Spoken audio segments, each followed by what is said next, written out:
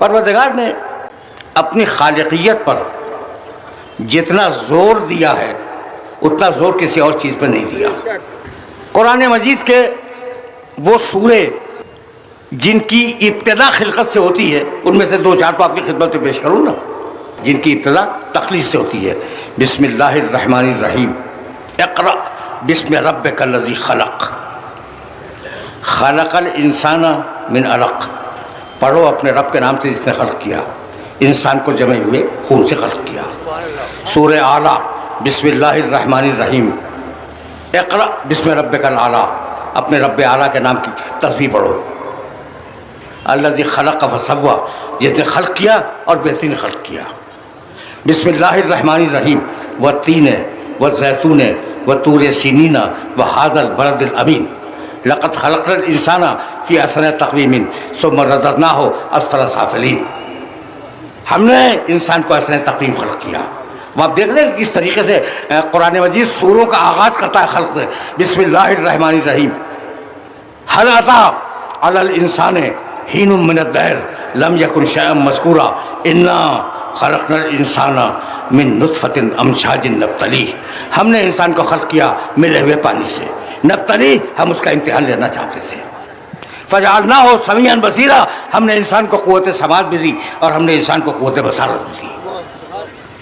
سورہ انفطار، یا ایھا الانسان ما غرک بربک الکریم الذی خلقک فسواک فعدلک فی ای صورت ما شاء رکبک، اے انسان تو اپنے رب کریم سے کیوں ہٹ گیا ہے؟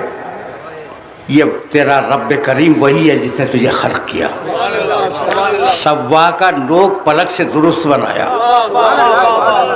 فعدلک تیرے عناصر میں عدل قائم کیا، فی ای صورت ما شاء رکبک، اور جیسا چاہا ویسی شکل دے کر تجھے اس دنیا میں بھیج دیا۔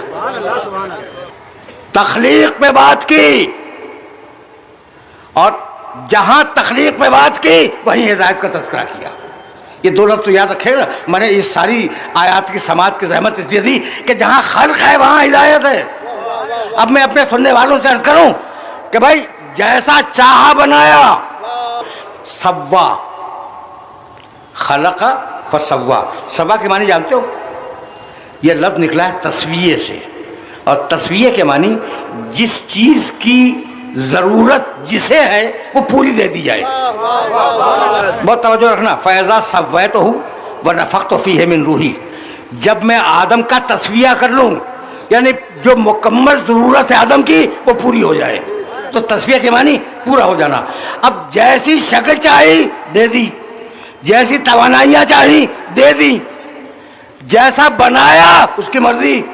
ہر آیت کا اصرار یہ ہے کہ جو چیز کی ضرورت تھی جب وہ ضرورت پوری ہو گئی تو وہ دنیا میں آ گئی، نامکمل نہیں آئی، اپنی تکمیل کے ساتھ آئی۔ توجہ رکھنا، جو بھی چیز آئی اپنی تکمیل کے ساتھ آئی، یعنی بلی کو یہ حق نہیں ہے کہ وہ کہے کہ مجھے اونٹ کیوں نہیں بنایا۔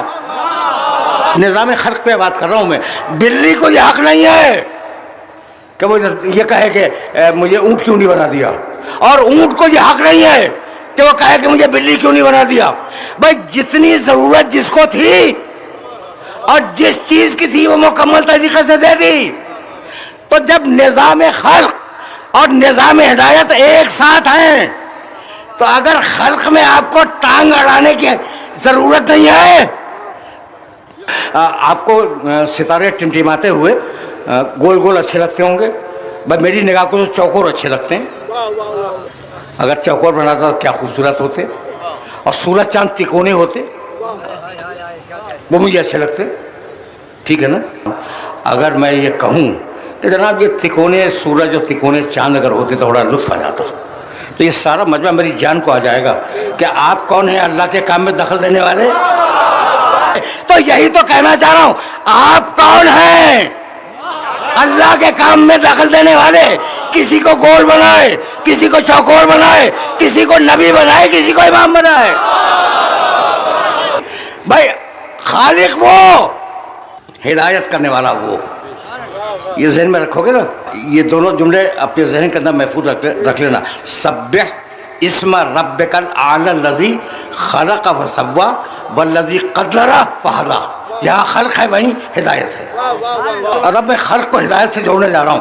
عجیب بات ہے, پوری آیت بھی نہیں پڑھوں گا, دامن وقت میں اتنی گنجائش بھی نہیں ہے. سورہ حج 22واں سورہ قرآن کا.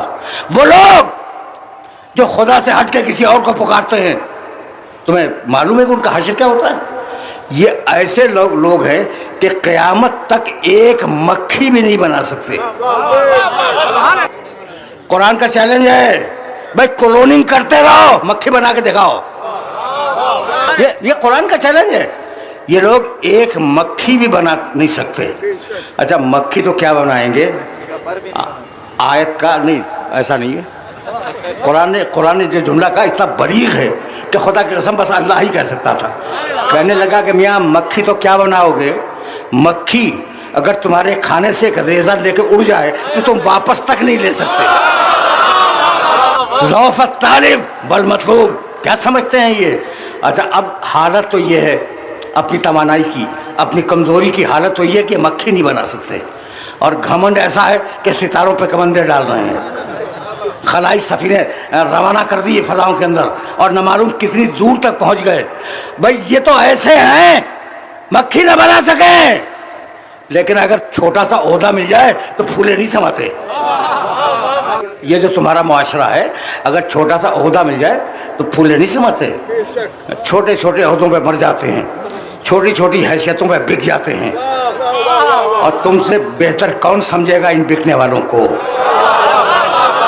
کون سمجھے گا تم سے بہتر ان بکنے والوں کو؟ خوش ہو جاتے ہیں اگر منصب مل جائے. ساری انسانیت کو مخاطب کر رہا ہوں کہ اگر تمہیں کوئی عہدہ مل جائے تو تم خوش ہو جاتے ہو, اور اللہ تم سے اس وقت خوش ہوگا جب تم آدمی بن کے دکھا دو. کہ اللہ اس وقت تم سے خوش ہوگا جب تم آدمی بن کے دکھلا دو. یہ پوری کائنات خلق کی ہے تمہارے لیے. اب یہ خلاصہ دے رہا ہوں میں, یہ پوری کائنات خلق کی تمہارے لیے. بھائی سورج چمکتا ہے تمہارے لیے. آیتیں پڑھوں گا تو بڑا وقت صرف ہوگا, میری بات پہ اعتبار کر لو. یہ ٹکڑے پڑھ رہا ہوں آیت کے, یعنی ترجمے. سورج چمکتا ہے تمہارے لیے, چاند روشنی دیتا ہے تمہارے لیے, دن آتا ہے تمہارے لیے, رات آتی ہے تمہارے لیے, غلوں میں مٹھاس پیدا ہوتی ہے تمہارے لیے, پھل پیدا ہوتے ہیں تمہارے لیے. تو سب کچھ بنایا تمہارے لیے اور تمہیں بنایا اپنے لیے. تو اس کے بن جاؤ تو گویا تم نے مقصد تخلیق کو پورا کر دیا. اس کے جیسا بننے کے لیے, دیکھو یہ جیسا لفظ میں نے جان بوجھ کے استعمال کیا ہے اور کبھی اس کی وضاحت کروں گا. اس کے جیسا بننے کے لیے کچھ ایسے نمونے درکار ہیں جو ہمارے سامنے ہوں تو ہم ان کو دیکھ کر اس کے جیسے بنے. تو اس نے پوری کائنات بنائی تمہارے لیے, تمہیں بنایا اپنے لیے. تو کیا اس کا کوئی فائدہ ہو رہا ہے تمہارے بنانے سے؟ نہیں, یہ فائدہ بھی پلٹ کے تمہاری طرف آتا ہے. لقد ارسلنا رسلنا بالبینات وانزلنا معهم الکتاب والمیزان لیقوم الناس بالقسط. ہم نے اپنے رسولوں کو بھیجا, لقد ارسلنا رسلنا بالبینات, واضح نشانیوں کے ساتھ بھیجا, اور ہم نے ان کے ساتھ کتاب نازل کی, ان کے ساتھ میزان نازل کی. لیقوم الناس بالقسط, یہ سارا ہدایت کا سلسلہ اور یہ سارا تخلیق کا سلسلہ اس لیے ہے کہ تم عدل پہ قائم ہو جاؤ. تو اللہ کا راستہ عدل پہ آ جاؤ, سبیل الہی عدل پہ آ جاؤ. اچھا تو کہنے لگے ہمیں ضرورت کیا ہے عدل پہ آنے کی؟ اللہ نے عقل تو دی ہے, جب عقل دی ہے تو عقل سے فیصلہ کر لیں گے. آج کی ماڈرن دنیا اس کا کہنا یہی ہے کہ عقلیں اتنے عروج پہ آ گئی ہیں کہ اب کسی انسان کو ضرورت نہیں ہے کسی دین کی, کسی ہدایت کی. جو فیصلہ ہوگا وہ عقل سے کر لیں گے. اچھا تو میں نے کہا عقل سے آپ فیصلہ کیسے کریں گے؟ کہا عقل نور ہے, عقل کی روشنی میں فیصلہ کر لیں گے. عقل نور ہے اور اللہ نے عقل دی ہے, وہ نور دیا ہے ہمیں, ہم اس نور سے اپنے اچھے برے کو دیکھیں گے اور آگے بڑھ جائیں گے. اچھا بھائی, تو جب عقل نور ہے تو اندھیری رات میں عقل سے دیکھ لو اس اندھیرے میں چیزوں کو. کہ نہیں، اس کے لیے سورج کی توانائی کی ضرورت ہے. عقل تنہا کام نہیں کرتی. جب تک سورج کی روشنی ساتھ میں نہ ہو تو ایک تمہاری ذاتی روشنی جس کا نام ہے عقل، اور ایک خارجی روشنی جس کا نام ہے وحی الہی. کہ ایک ذاتی روشنی ہے جو عقل ہے، اور ایک خارجی روشنی ہے وحی الہی جو انسان کو کی عقل کو ہدایت کرتی ہے، انسان کی عقل کو روشنی دکھلاتی ہے. اس کا نام ہے وحی الہی. ان علینا، سورہ واللیل کی آیت ہے، بہت چھوٹی سی. ان علینا للہدی، ہماری ذمہ داری ہے کہ ہم ہدایت کریں.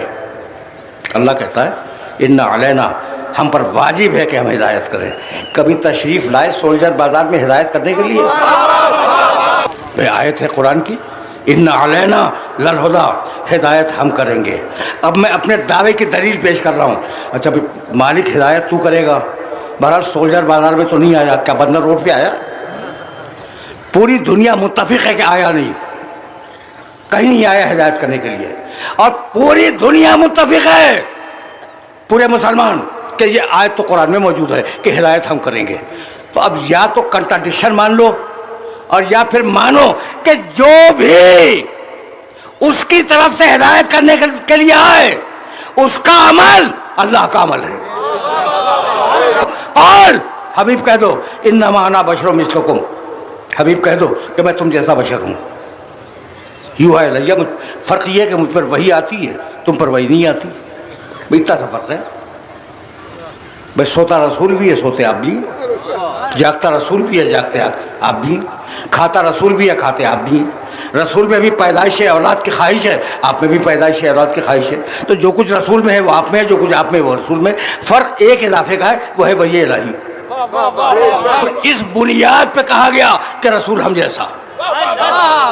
کھاتا رسول بھی ہے، کھاتے ہم بھی ہیں. پیتا رسول بھی ہے، پیتے ہم بھی ہیں. جاگتا رسول بھی ہے، جاگتے ہم بھی ہیں. سوتا رسول بھی ہے، سوتے ہم بھی ہیں. تو چونکہ چیزیں مشترک ہیں اس لیے رسول ہم جیسا اور ہم رسول جیسے. بس سن لیا نا، تم نے بات سن لی. اچھا اب ایک مجھے معاف کر دینا، میں ممبر کی شائستگی کا بڑا خیال رکھتا ہوں، لیکن جی چاہتا ہے کہ کھاتا اونٹ بھی ہے، کھاتے آپ بھی ہیں. اب میں نے گھوڑے کا نام نہیں لیا، بھینس کا نام نہیں لیا، چونکہ مقدس جانور ہے عرب کا. کھاتا اونٹ بھی ہے، کھاتے آپ بھی ہیں. پیتا اونٹ بھی ہے، پیتے آپ بھی ہیں. سوتا اونٹ بھی ہے، سوتے آپ بھی ہیں. جاگتا اونٹ بھی ہے، جاگتے آپ بھی ہیں. کبھی آپ نے کہا کہ اونٹ ہم جیسا یا ہم اونٹ جیسے؟ تو یہ سارا نظرہ میرے نبی کی نبوت پہ کیوں گر رہا ہے؟ قیامت تک کے لیے جملہ سنو اور اسے ذہن میں محفوظ رکھ لینا کہ رسول نے کہا میں تم جیسا بشر ہوں. میں تم جیسا بشر ہوں. اتنا آسان کروں گا کہ نوجوان دوست آج سے اس بحث کو چھوڑ دیں گے. کیا کہا؟ انما، آیت سے انکار نہیں ہے، آیت تو ہے انما انا بشر مثلکم، میں تم جیسا انسان ہوں. لیکن یہ تو نہیں کہا کہ تم بھی مجھ جیسے ہو. تو کیا کہا قرآن نے کہ حبیب کہہ دے کہ تو کہہ دے حبیب کہ میں تم جیسا. یہ تو نہیں کہا کہ میں بھی تم جیسا ہوں. اور اگر پوری تاریخ اسلام میں رسول نے کسی کے لیے کہا کہ تو مجھ جیسا تو لہموں کا لہمی یا علی، میں تم جیسا بشر ہوں. یہ نہیں کہا کہ تم بھی مجھ جیسے ہو، نہیں کہا نا. اور اگر کہا ہے تو کندھے پہ ہاتھ رکھ کے کہنے لگے لہموں کا لہمی یا علی، دموں کا دمی یا علی، عزم کا عزمی. مختلف طریقوں سے روایت آئی ہے، میں ایک طریقے سے بیان کر رہا ہوں. عزم کا عزمی، لہموں کا لہمی یا علی، یا علی تیرا گوشت میرا گوشت. دموں کا دمی یا علی، یا علی تیرا خون میرا خون. عزم کا عزمی یا علی، یا علی تیری ہڈیاں میری ہڈیاں. نفس کا نفسی یا علی، یا علی تیرا نفس میرا نفس. روح کا روحی یا علی تیری روح میری روح، انت منی وانا منک، میں تجھ جیسا تو مجھ جیسا۔ یہ کتنی مرتبہ رسول نے کہا یا علی، لحم کا لحمی یا علی، دم کا دمی یا علی، عظم کا عظمی یا علی، روح کا روحی یا علی، ایک روایت میں جسم کا جسمی یا علی، ایک روایت میں نفس کا نفسی یا علی، ایک روایت میں کتنی مرتبہ یا علی کہا؟ تو 6 مرتبہ تو کہا نا۔ اچھا میں نے بڑے علماء دیکھے چہرے پہ نور ہے، بڑی سی داڑھی ہے، مونچھیں ترشی ہوئی ہیں۔ میں کہا بھائی مونچھیں کیوں ترشی ہوئی ہیں؟ کہا پیارے رسول کی سنت ہے۔ اچھا تو قبضے کے برابر داڑھی رکھنا پیارے رسول کی سنت ہے بھی، میں نے روایات میں دیکھا۔ مونچھیں ترشوانا پیارے رسول کی سنت۔ بہت سے صوفیاء کرام مجھے نظر آئے، ابھی بھی ہیں، دوست ہیں، جاننے والے ہیں، زلفیں رکھتے ہیں۔ بھئی یہ زلفیں علماء تو سر منڈاتے ہیں، آپ زلفیں رکھتے ہیں؟ کہا یہ بھی پیارے رسول کی سنت ہے۔ کیا اچھا مسلمان ہے، کیا پیارا مسلمان ہے کہ پیارے رسول نے جو کر دیا وہ آج تک کیا جا رہا ہے، چونکہ پیارے رسول کی سنت ہے۔ اچھا بھائی مسواک، کہا یہ بھی پیارے رسول کی سنت ہے۔ اچھا اب یہ سب تو واقعاً پیارے رسول کی سنت ہیں اور میں نے کتابوں میں دیکھی ہیں، لیکن کندھے پہ بستر مجھے کہیں نہیں ملا۔ کیا اچھا مسلمان ہے۔ میرا نبی 1500 سال پہلے جو کہہ گیا یا جو کر گیا، مسلمان آج تک اس کی حفاظت کر رہا ہے۔ مجھے ناز ہے ایسے مسلمان پر۔ اب اس مسلمان سے کہتا ہوں کہ میرے نبی نے ایک حدیث میں 6 مرتبہ یا علی کہا، تو مولا مان کے نہ صحیح، سنت رسولی سمجھ کے ایک مرتبہ تو کہہ دے۔ بشر تو ہو گئے نا، بشر تو ہو گئے۔ قل انما انا بشر مثلکم یوحی الی۔ اب جو جملہ کہنے جا رہا ہوں وہ مجھے سے سنو گے۔ بھائی دنیا کا سب سے پہلا بشر کون ہے؟ آدم علیہ السلام۔ ظاہر اس پہ تو کوئی اختلاف ہی نہیں ہے کہ انی خالق بشرا من طین، اے فرشتوں میں مٹی سے ایک بشر پیدا کرنے والا ہوں۔ فاذا سویتہ ونفخت فیہ من روحی فقعوا لہ ساجدین، جب میں اسے نوک پلک سے ٹھیک بنا دوں، ضرورت کے مطابق ہر چیز مکمل کر دوں، تو تم سب اسے سجدہ کرنا۔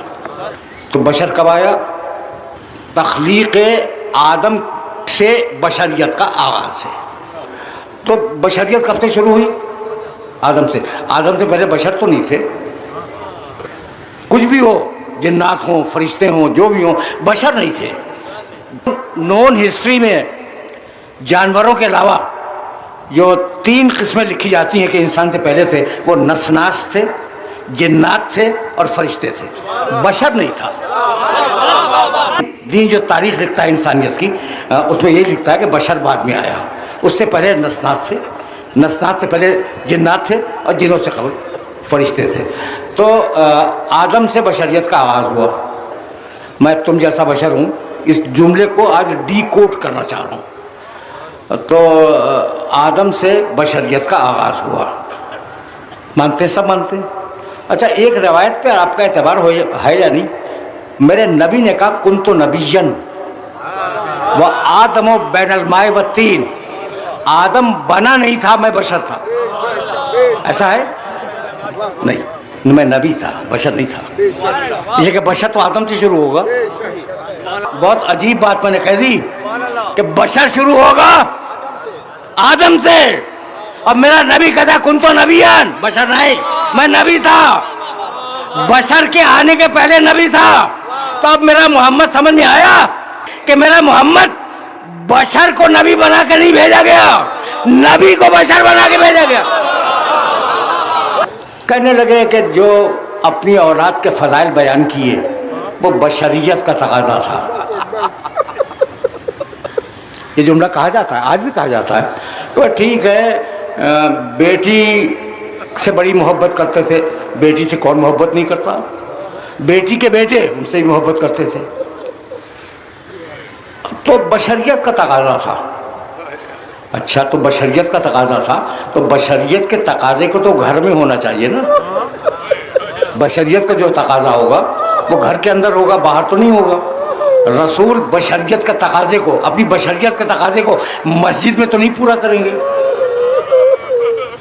میں نے پوچھا کہ اچھا بھائی تو بشر کہاں ہوتا ہے؟ کہا گھر میں بشر ہے، نبی گھر میں بشر ہے، ٹھیک ہے۔ اور جب مسجد میں آیا نبی ہے، اس کا ہر حکم واجب الاطاعت ہے۔ اچھا میں نے کہا اور مسجد کے علاوہ کا ممبر پہ ہے، اس کا ہر حکم نبوت کا حکم ہے۔ میں نے کہا اور کہہ لگا میدان جنگ، مسجد، ممبر، میدان جنگ، یہاں جو کرے وہ نبوت ہے، اور گھر میں جو کرے وہ مان لو کہ بشریت ہے۔ میں نہیں مانتا، لیکن فی الحال تمہاری بات کو مانے لیتا ہوں، جو گھر میں کرے وہ بشریت ہے، جو ممبر سے کرے وہ نبوت ہے، جو مسجد میں کرے وہ نبوت ہے، جو میدان جنگ میں کرے وہ نبوت ہے۔ اب مجھے اتنا بتلا دو کہ فاطمہ کے لیے گھر میں کھڑے ہوئے یا مسجد میں؟ اور حسنین کے لیے ناقہ جو بنے تو گھر کے اندر یا مسجد میں؟ اور علی کو جو مولا بنایا وہ گھر کی چھت سے یا غدیر کے ممبر سے؟ اس کا مطلب یہ ہے کہ تم نے فضائل آل محمد کو چھپانے کے لیے یہ فرق کیا کہ بشریت یہ ہے اور نبوت یہ ہے۔ ہمارے یہاں پارٹ ٹائم رسول کا کوئی تصور نہیں ہے۔